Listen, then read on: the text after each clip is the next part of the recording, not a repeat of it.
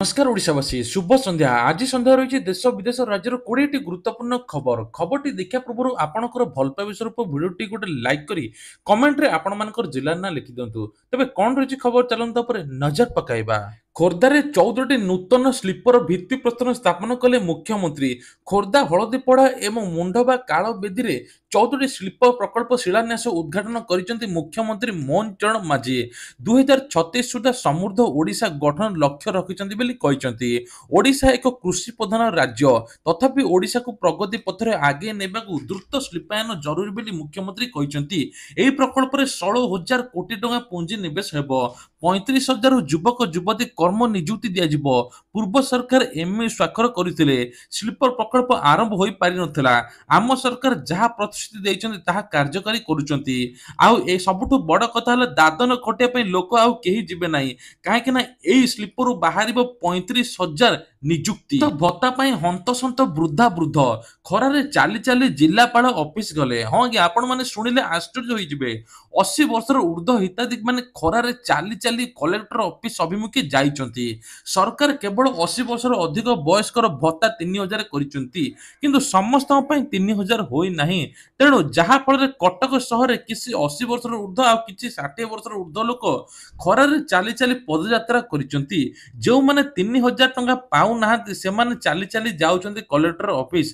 Collector को पाखरे भत्ता बढ़ा पई दाबी पत्र मध्ये करिछन्ति। सेपटे मुख्यमंत्री घोषणा करछन जे 80 वर्षर ऊर्ध्व हिताधिकारी दिव्यांग एवं अन्य लोकों को 3,500 मिलिबो। तेबे किछि किछि लोकों को मिलिछि आ सेपटे 60 वर्षर ऊर्ध्व हिताधिकारी को टंका मध्ये बढ़िनी सेमाने मध्ये ए रैली रे शामिल होइछन्ति। अण छात्रक माड़ प्रतिवाद रे विक्षोभ कुलपति कार्यालय आगे अनशन रे बसिले छात्र। तेबे कह रेवेन्सा विश्वविद्यालय छात्र असंतोष विश्वविद्यालय परिसर में अण छात्र पशि हॉस्टल छात्र मानक आक्रमण करथिबा अभियोग रे छात्र कुलपति कार्यालय आगे आमरण अनशन रे बसचंती छात्र। बुधवार अपराह्न वेस्ट हॉस्टल छात्र माने आमरण अनशन करी बसचंती।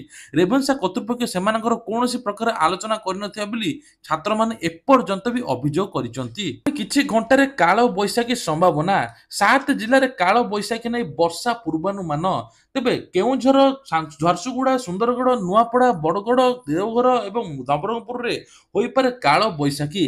तेबे 6 तारिख जाए काल बैशाखी थिबा सूचना अर्थात राज्य रे 3 दिन वर्षा संभावना रहिछि। 24 घंटा रे अधा ओडिसा रे काल बैशाखी संभावना रहिछि। 24 जिल्ला को येलो वार्निंग करछि पाणीपाग विभाग। घड़घड़ी बिजुली कुआपत्र सहित 30 रु 40 किलोमीटर बेगरे पवन बय बोली कुआ जाउछि। कारागार रे परीक्षा देले 22 जन नक्सल मुख्य स्रोत रे शामिल पई उद्यम। छत्तीसगढ़ अंतर्गत कांकेर जिला कारागार बंदी थिबा 22 जन नक्सल कैदी दशम और द्वादश परीक्षा देइचंती। छत्तीसगढ़ स्टेट ओपन स्कूल पक्षरु कैदी मानक शिक्षार सचेतनता वृद्धि निमंते एभली पदक्षेप ग्रहण कराइछि। गत 3 वर्ष धरी एही स्कूल कैदी को प्रेरणा देई आसुछि सेमानक परीक्षार सुजोग देउछि जहा द्वारा आगामी दिन रे सेमाने समाजर मुख्य स्रोत रे शामिल होई परिबे। कांकेर कारागार नक्सल मामला रे कैदी माने चलित वर्ष दशम एवं द्वादश श्रेणी परीक्षा देइचंती। परीक्षा देबार मुख्य उद्देश्य हेउछि जेल बाहर को जाई सेमाने आगामी दिन रे समाज रे निजको मुख्य स्रोत रे शामिल करि परिबे। एकमात्र पदक्षेप हेउछि शिक्षा एवं जेल रे थिबा कैदी माने एहाको बहुत भलो भाबरे बुझि सारिचंती। एही परिप्रेक्षी रे जेलर बंदी थिबा 22 जन नक्सल कैदी दशम एवं द्वादश श्रेणी को परीक्षा देबा पई कहिचंती। विधानसभा रे उठिला प्रतिमूर्ति रंग बदलैबा प्रसंग पुणी राताराती सबुज रंग करदेले। तेबे कहुचे प्रबाद पुरुष बिजू बाबू प्रतिमूर्ति रंग बदलैबा घटना को नहीं राजनैतिक हटचमट जारी रही बेले ए प्रसंग में विधानसभा उठाई बांकी विधायक देवीरंजन त्रिपाठी कहते बरपुत्र मानक असम्मान दे ओडिया पक्ष पालन करने सरकार कहता बेले कटक रे उत्कल दिवस पूर्व दिन बिजू बाबू प्रतिमूर्ति रंग बदल जबार उद्देश्य कौन बोली प्रश्न करते। केउठी बिजू बाबू प्रतिमूर्ति मुंड कटि जाउछि तो केउठी रंग बदलाई दियाउछि सरकार एसबु कौन। तेबे कहुचे बीजेपी सरकार आसिया परे डबल इंजन सरकार आसिया परे खाली रंग बदला चली स्कूल रंग बदला स्कूल यूनिफॉर्म रंग बदला शेष में बिजू बाबूर रंग बदला सामना को आसाला जहां नहीं हट्टगोल देखा मिलता। कहुचे बिजू बाबू प्रतिमूर्ति को सबुजर तंबा कलर कर ऑरेंज पाखापाखि मिशुला राताराती पुणी एसबू आसला परे ପୁଣି ସବୁଜ ରଙ୍ଗ କରିଦିଆଯାଇଛି। ମିଳିବନି ମାଗଣା ବିଜୁଳି। 2024 ନିର୍ବାଚନ ରାଲିରେ ଖୁବ୍ ଜୋରେ ପ୍ରଚାର ହେଉଥିଲା ଯେ ମାଗଣା ବିଜୁଳି ମିଳିବ। ଏହାପରେ ସରକାର ପରିବର୍ତ୍ତନ ହେଲା। ବର୍ତ୍ତମାନ ଏହି ମାଗଣା ବିଜୁଳିକୁ ନେଇ ବିଧାନସଭାରେ ଉପମୁଖ୍ୟମନ୍ତ୍ରୀ କେବି ସିଂହ ଦେଓ ଉତ୍ତର ରଖିଛନ୍ତି ଯେ ସରକାରଙ୍କ ପକ୍ଷରୁ ଲୋକଙ୍କୁ ଦିଆଯିବ ନାହିଁ 300 ୟୁନିଟ୍ର ମାଗଣା ବିଜୁଳି। ଗୃହରେ ଉପମୁଖ୍ୟମନ୍ତ୍ରୀ କେବି ସିଂହ ଦେଓ ଏହା ଉତ୍ତର ରଖିଛନ୍ତି। ସେ କହିଛନ୍ତି ନିର୍ବାଚନରେ 300 ୟୁନିଟ୍ ମାଗଣା ବିଜୁଳି ମିଳିବ ବୋଲି କହିଥିଲେ। ବର୍ତ୍ତମାନ ମାଗଣା ବିଜୁଳି ମିଳିବନି ବୋଲି ସ୍ପଷ୍ଟ କରିଛନ୍ତି ସରକାର। ଆସନ୍ତା ସପ୍ତାହରୁ ମିଳିବ ଆୟୁଷ୍ମାନ କାର୍ଡ। ଓଡ଼ିଶା ସରକାର ଆସନ୍ତା ସପ୍ତାହରେ ରାଜ୍ୟରେ ଆୟୁଷ୍ମାନ ଭାରତ ଜନ ଆରୋଗ୍ୟ ଯୋଜନା ଆରମ୍ଭ କରିବାକୁ ଯାଉଛନ୍ତି। ଏହାକୁ ପୂର୍ବରୁ ବିଜୁ ସ୍ୱାସ୍ଥ୍ୟ କଲ୍ୟାଣ ଯୋଜନା ଭାବରେ ଜଣାଶୁଣା ଗୋପବନ୍ଧୁ ଜନ ଆରୋଗ୍ୟ ଯୋଜନା ସହିତ ସମନ୍ୱିତ କରାଯିବ। ରିପୋର୍ଟ ଅନୁଯାୟୀ ଏହି ମିଶ୍ରଣ ଦ୍ୱାରା ହିତାଧିକାରୀଙ୍କୁ ଏକୀକୃତ ସ୍ୱାସ୍ଥ୍ୟ କାର୍ଡ ପ୍ରଦାନ କରାଯିବ।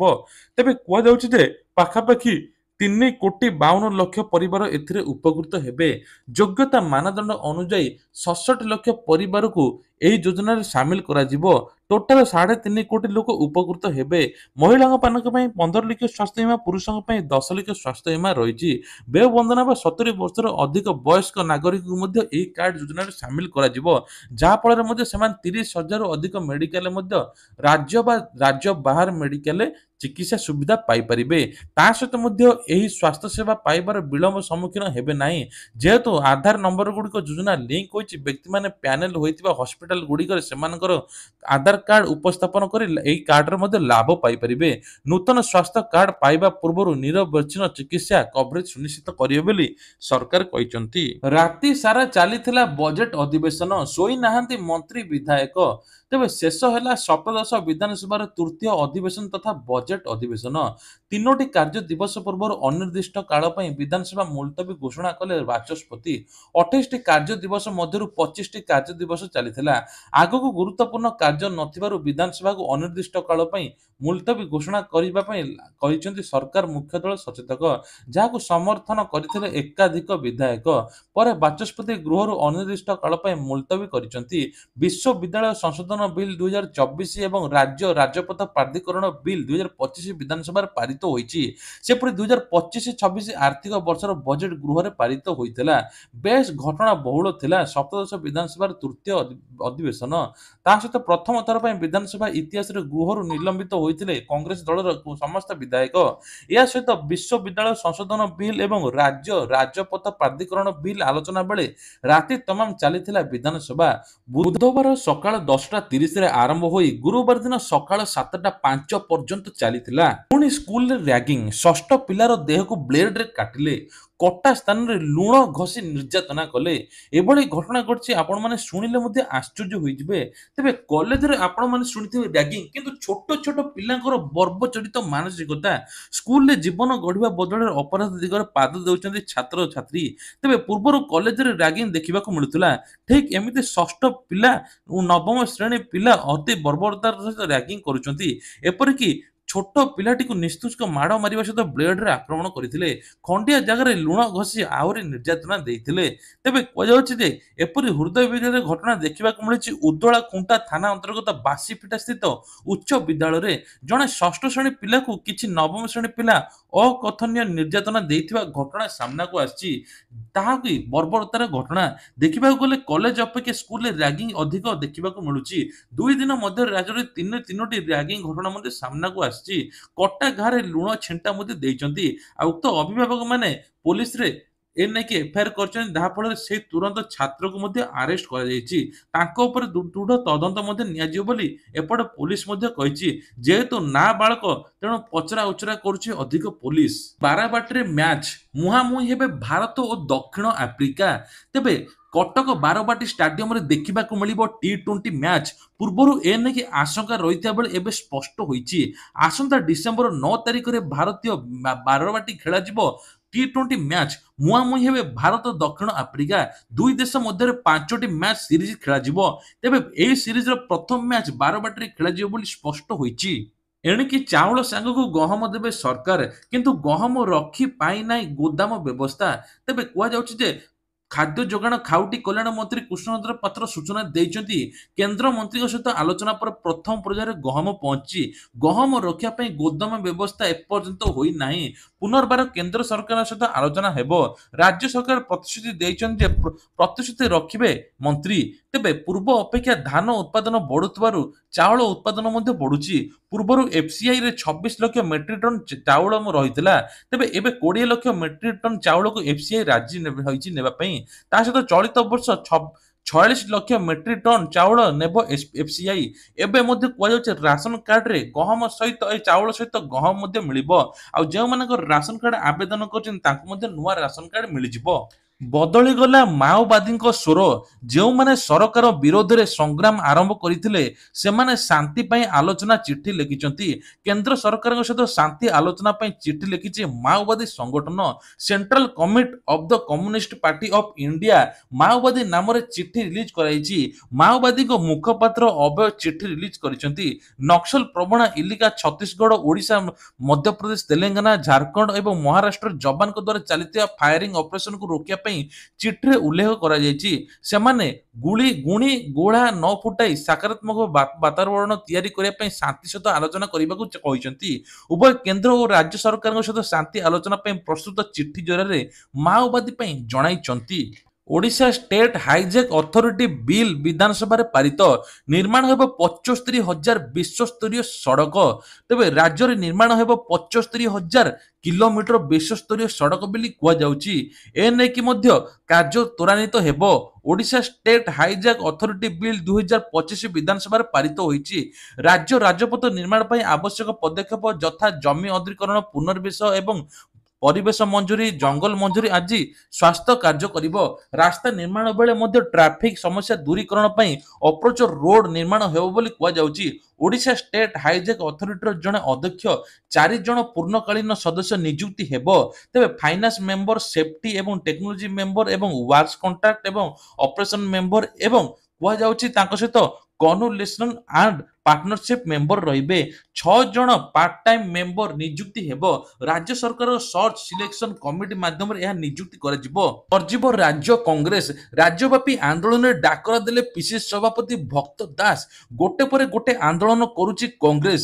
ସେପଟେ ନାରୀ ନିର୍ଯାତନାକୁ ବାଟ ବେକାଇ ଏବେ କଂଗ୍ରେସ ବାରମ୍ବାର ଆନ୍ଦୋଳନ କରୁଛି। ଏପ୍ରିଲ 15 ରାଜ୍ୟବ୍ୟାପୀ କଂଗ୍ରେସକୁ ମଶାଲ ଶୋଭାଯାତ୍ରା ନେଇ ପିସିସି ସଭାପତି ସୂଚନା ଦେଇଛନ୍ତି। ସମସ୍ତ ବ୍ଲକ ମୁଖ୍ୟାଳୟରେ ଶୋଭାଯାତ୍ରା କରିବ କଂଗ୍ରେସ। ଏହାପରେ ଏପ୍ରିଲ 21 ଜିଲ୍ଲାପାଳ ଅଫିସ ଘେରାଉ କରିବ କଂଗ୍ରେସ ବୋଲି ସୂଚନା ଦେଇଛି। ସୁନା, ରୂପା, ଇନ୍ସୁଲିନ, ଭିଟାମିନ ଓ 50 ଜିନିଷ ଉପରେ ଟ୍ରମ୍ପଙ୍କ ଶୁଳ୍କ ଲାଗୁ ହେବ ନାହିଁ। ସେୟାର ବଜାରରେ ହଇଚଇ। ଆମେରିକାର ରାଷ୍ଟ୍ରପତି ଡୋନାଲ୍ଡ ଟ୍ରମ୍ପ ଭାରତ ଉପରେ 26% ଶୁଳ୍କ ଘୋଷଣା କରିଛନ୍ତି। ଅଟୋ କ୍ଷେତ୍ର, ବୟନ ଶିଳ୍ପ ଓ ଅନ୍ୟାନ୍ୟ କ୍ଷେତ୍ରରେ ଶୁଳ୍କ ଘୋଷଣା କରାଯାଇଛି।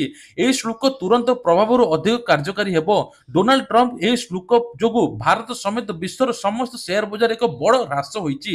ଜାପାନ ବଜାର ସବୁଠୁ ଅଧିକ ପ୍ରଭାବିତ ହୋଇଛି, ଯେଉଁଥିରେ 3% ହ୍ରାସ ଘଟିଛି। ଯେଉଁ ଉତ୍ପାଦ ଗୁଡ଼ିକ ଉପରେ ଡୋନାଲ୍ଡ ଟ୍ରମ୍ପଙ୍କ ଶୁଳ୍କ ଲାଗୁ ହୋଇନାହିଁ ସେମାନଙ୍କ ମଧ୍ୟରେ ସୁନା, ଚନ୍ଦ୍ର, ଇନ୍ସୁଲିନ ଭଳି ଅଧିକ ଉତ୍ପାଦ ଅନ୍ତର୍ଭୁକ୍ତ ଅଛି। ତେବେ କୁହାଯାଉଛି 50ଟି ଉତ୍ପାଦ ବିଷୟରେ ଯାହା ଟ୍ରମ୍ପ ତାରିଫ ଲାଗୁ ହେବ ନାହିଁ ବୋଲି କୁହାଯାଉଛି। ପ୍ରଥମେ ହେଲା ସିଲଭର ବୁଲିୟନ ଏବଂ ଇନ୍ସୁଲିନ ବା ଏହାର ଲୁଣ। ତେବେ vitamin A, vitamin B1, vitamin B5, vitamin B6, vitamin 12, vitamin C ଏମିତି ପାଖାପାଖି କୁହାଯାଉଛି 50ରୁ ଅଧିକ ଜିନିଷ ଟ୍ରମ୍ପଙ୍କ ଶୁଳ୍କ ଲାଗୁ ହେବ ନାହିଁ। ଏଥର ଦଣ୍ଡଯାତ୍ରାରେ ଅଶ୍ଳୀଳ ହେବ ନାହିଁ। ଅନ୍ତର ବାରବାଟିଆ 13 ଦିନିଆ ଦଣ୍ଡଯାତ୍ରା ଏପଟେ ଆରମ୍ଭ ହୋଇଯାଇଛି। ଅନ୍ତର ବାରବାଟିଆ ଗ୍ରାମର ମା ଦକ୍ଷିଣକାଳୀଙ୍କର 37ତମ 13 ଦିନିଆ ଦଣ୍ଡଯାତ୍ରା ବୁଧବାର ଆରମ୍ଭ ହୋଇଛି। ଏହି ଯାତ୍ରା ଚଳିତ ମାସ ମେରୁ ସଂକ୍ରାନ୍ତି ପର୍ଯ୍ୟନ୍ତ ଚାଲିବ। ବୁଧବାର ସକାଳୁ ମାନସିକଧାରୀମାନେ ଗେରୁଆ ହଳଦିଆ ରଙ୍ଗର ନୂତନ ବସ୍ତ୍ର ପିନ୍ଧି ପିଞ୍ଜ ମୁଠା ବାନା ଧରି ମାନସିକ ପୂରଣ ପାଇଁ ଗ୍ରାମରେ ମା ଦକ୍ଷିଣକାଳୀ ମନ୍ଦିରରେ ମେରୁ ପୀଠରେ ଏକତ୍ରିତ ହୋଇଥିଲେ। ପରେ ଗ୍ରାମ ପୋଖରୀ ନୀତିକାନ୍ତ ଭାବେ ପୂଜାର୍ଚ୍ଚନା କରିଥିଲେ। ତେବେ ଏ ନେଇକି ମଧ୍ୟ ଚଳଚଞ୍ଚଳ ହୋଇ ଉଠିଛି ଗ୍ରାମବାସୀ। 15,000 ଆୟକର ନୋଟିସ ଆସିଲା 34 କୋଟି ଟଙ୍କା। ଆପଣମାନେ ଶୁଣିଲେ ଆଶ୍ଚର୍ଯ୍ୟ ହୋଇଯିବେ। ଏଭଳି ଘଟଣା ଘଟିଛି ଅଲିଗଡ଼ରେ। ସ୍ୱଳ୍ପ ଦରମା ପାଉଥିବା ଲୋକଙ୍କୁ ଆୟକର ବିଭାଗ କୋଟି କୋଟି ଟଙ୍କାର ଆୟକର ନୋଟିସ ଦେଇଛି। ନୋଟିସ ଦାବି କରାଯାଇଛି ଯେ ଏହି ଲୋକମାନେ କୋଟି କୋଟି ଟଙ୍କାର ବ୍ୟବସାୟ କରିଛନ୍ତି। ଏଥିରୁ ହୋଇଥିବା ଆୟକର ଟିକସ ଉପରେ ଟିକସ ଦେଇନାହାନ୍ତି। ନୋଟିସ ପାଇଥିବା ଲୋକଙ୍କ ମୁଣ୍ଡରେ ଏବେ ଚିନ୍ତାର ସଡ଼କ ପଡ଼ିଛି। ତେବେ କୁହାଯାଉଛି ରୋଜଗାର ରୋଜଗାର ମାତ୍ର 15,000 କିନ୍ତୁ ଯାହା ଫଳରେ ଆସିଛି ଏପର୍ଯ୍ୟନ୍ତ 34 କୋଟି ଟଙ୍କା, ଯାହା ଶୁଣିଲେ ଆଶ୍ଚର୍ଯ୍ୟ ମଧ୍ୟ ହେଇଯାଉଛନ୍ତି। ତେବେ ଏଇ ଘଟଣା ଯେତେବେଳେ ତାଙ୍କ ପାଖକୁ ଆସିଥିଲା ତୁରନ୍ତ ଥାନାର ଦ୍ୱାରସ୍ଥ ମଧ୍ୟ ହୋଇଥିଲେ। ତାପରେ ଜଣାପଡ଼ିଲା କିଛି ତ୍ରୁଟି ଯୋଗୁଁ ଏଭଳି ଆସିଛି। ତେବେ ଇଏ ଥିଲା ଆଜିର ଦେଶ ବିଦେଶ ରାଜ୍ୟର କିଛିଟା ଗୁରୁତ୍ୱପୂର୍ଣ୍ଣ ଖବର। ଏଇଭଳିଆ ଖବର ପ୍ରତ୍ୟେକ ଦିନ ଦେଖିବା ପାଇଁ ହେଲେ ଚ୍ୟାନେଲକୁ ସବସ୍କ୍ରାଇବ କରିବା ପାଇଁ ଭୁଲିବେ ନାହିଁ। ଜୟ ଜଗନ୍ନାଥ।